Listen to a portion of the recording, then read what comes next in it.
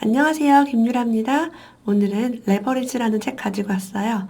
이 책은 2018년도에 굉장한 베스트셀러였는데요. 이 책이 왜 베스트셀러가 됐었을까요? 타인의 시간과 재능을 돈으로 바꾸는 사람들. 우리 소위 레버리지를 이용한다라는 말 많이 들어보셨죠? 지렛대를 이용하는 거예요. 어떻게 하면 자기 자본을 들이지 않고 부자가 될 수 있는지. 이 론모어라는 저자는요, 영국에서 가장 빠르게 성공한 30대 초반의 백만장자이자 자기 자본을 한 푼도 들이지 않고 500채 이상의 부동산을 소유하는데 성공한 신화적인 인물이래요. 근데 사업을 시도해서 실패하기도 하고 파산을 해보기도 했지만 그 과정에서 레버리지의 원리를 터득하고 3년 만에 완전한 경제적 자유를 획득했다고 합니다. 그래서 근데 이분 책에 그냥 돈에 대한 원리가 많이 담겨 있어요. 그래서 우리 아이한테 물려주고 싶은 책으로 제가 이렇게 메모를 해놨어요. 우리 아이들한테 이 책을 읽어보라고 하고 싶어요. 한번 읽어볼게요. 진짜 좋은 내용이 많아요. 세계 최대의 전자상거래 플랫폼인 알리바바는 상품을 보유하고 있지 않다. 우버는 자동차를 가지고 있지 않다. 페이스북은 콘텐츠를 생산하지 않는다. 넷플릭스는 영화관을 소유하고 있지 않다. 자, 또 다르게 얘기했을 때 여러분 지금 보고 있는 유튜브는 콘텐츠를 생산하지 않죠. 중개를 해준 역할로 큰 돈을 벌고 있습니다.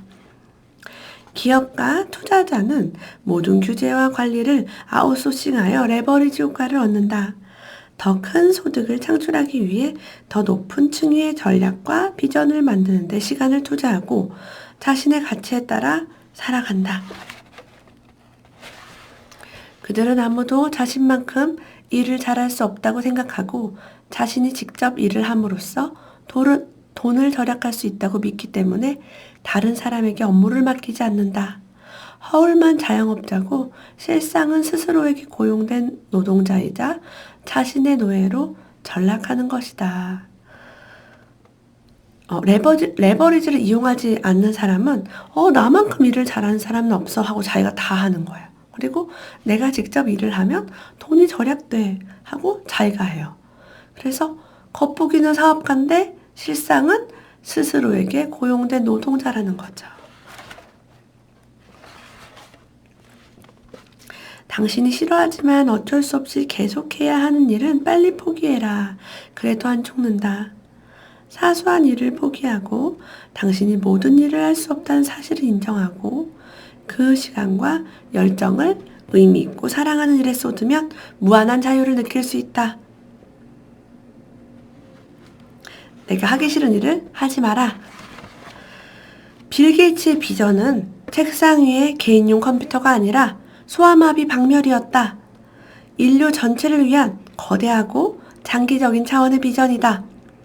이렇게 삶의 가치를 부여하는 방법 중에 하나는 인류 공동체 발전에 기여하는 거래요.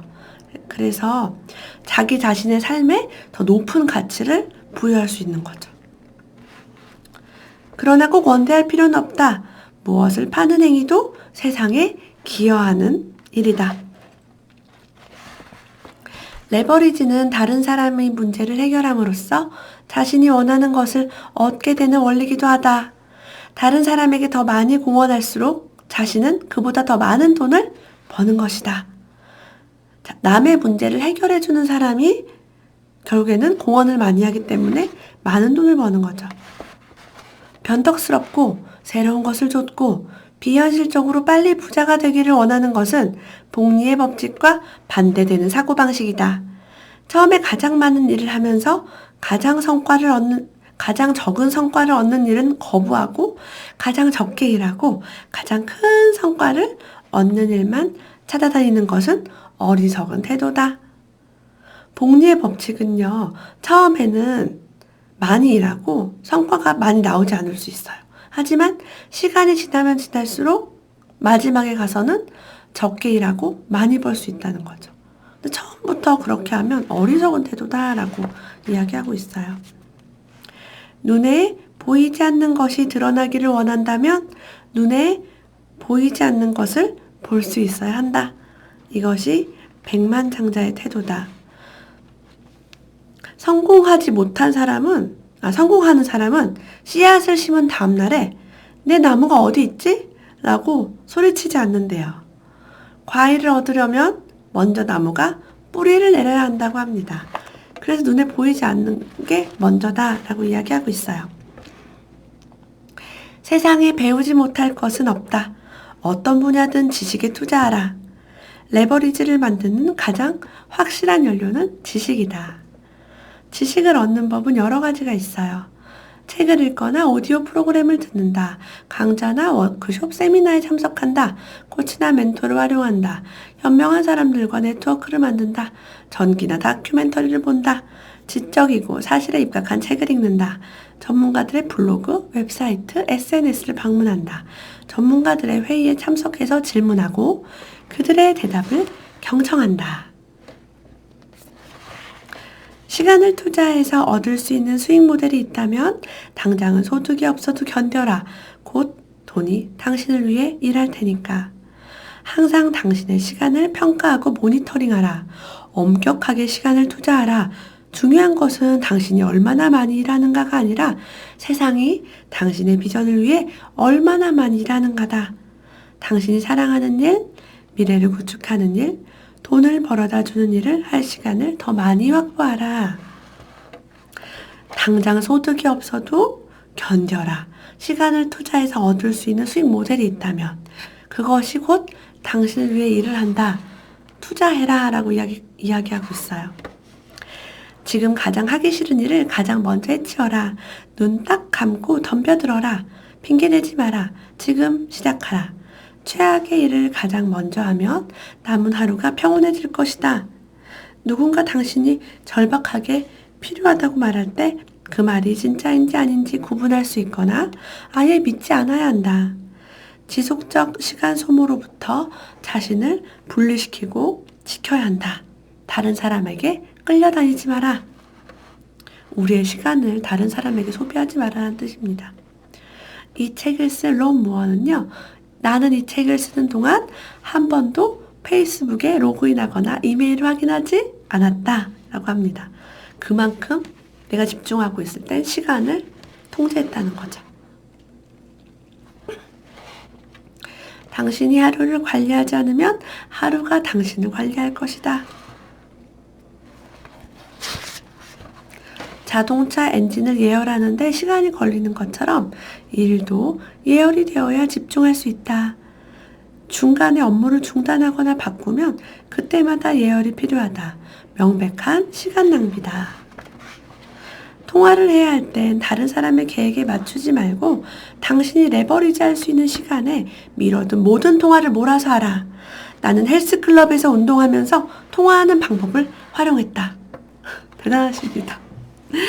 잠자리에 들기 전과 하루를 시작하기 전에 목표를 소리내어 읽어라.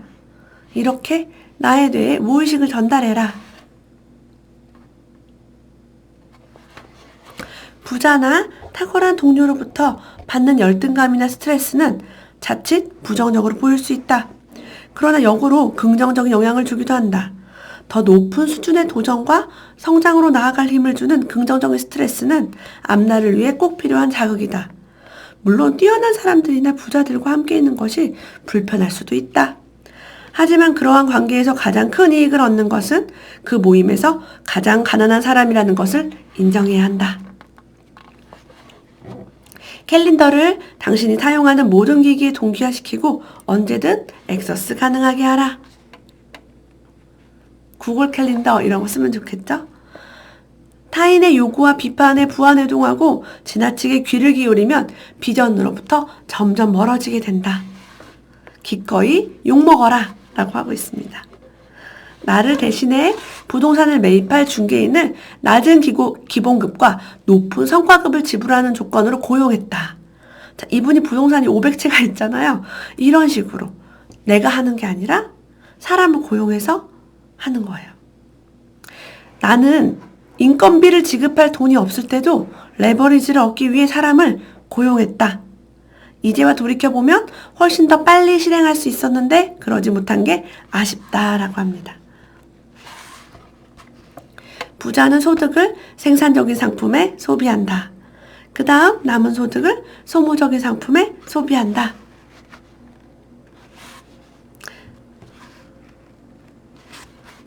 당신에게 가장 높은 가치를 가진 분야에서 성장하고 다른 모든 것들을 놓아버려라. 당신의 집중력을 흐트러뜨리는 모든 일로부터 당신을 분리시켜라. 다른 사람들이 당신에게 긴급한 업무를 강요할 때 NO! 라고 말하고 무시하라. 현재 하고 있는 업무 중에서 일부 또는 대부분을 놓지 않으면 당신은 성장할 수 없다. 이 모든 것을 지금 이룰 수 있다. 당신은 이제 선택해야 한다. 레버리지를 할 것인지, 레버리지 당할 것인지. 자본주의를 내 편으로 만드는 영국의 부자 론 무어의 레버리지 오늘 함께 했습니다. 다음에 더 좋은 책으로 만나 뵐게요. 함께 해주셔서 감사합니다. 다음에 또 만나요.